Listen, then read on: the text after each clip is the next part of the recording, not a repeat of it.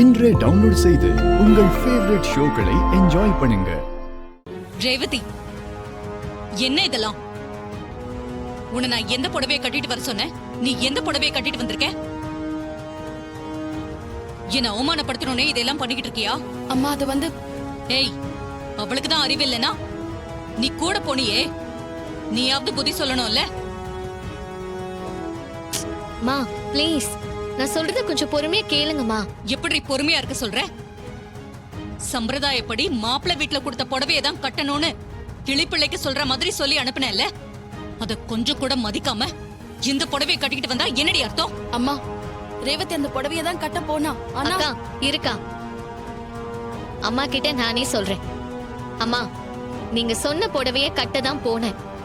ஆனா அங்க என்ன நடந்துச்சுன்னு உங்களுக்கு தெரியுமா?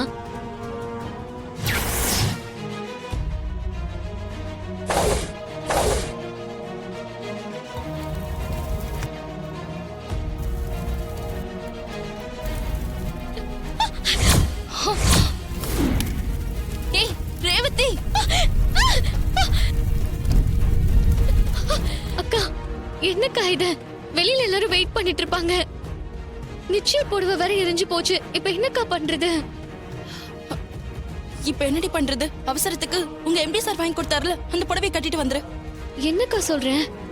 வேற வழியே இல்ல ரேவதி. அந்த புடவையை விட இந்த புடவை நல்ல புடவை தான்.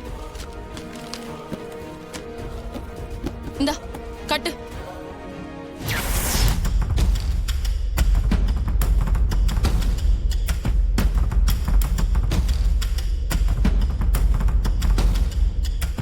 இதாம நடந்துச்சு. நான் ஒன்னும் உங்க பேச்ச மீறணும்னு நினைக்கல. எல்லாமே கரண்ட் போய் மெழுகுவத்தி பத்த வச்சதாலதான் இப்படி ஆயிடுச்சு. நீ சொல்றது நம்புற மாதிரி இல்லையே ரேவதி. ஒரு நிமிஷம் இருங்க.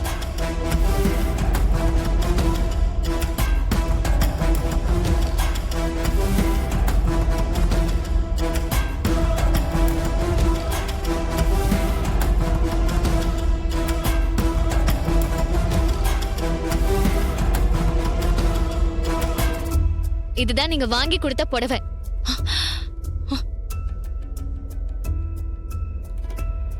எப்படி எரிஞ்சு போயிருக்குன்னு நீங்களே பாருங்கம்மா. இதை எப்படி என்னால கட்ட முடியும்? நீங்களே சொல்லுங்க.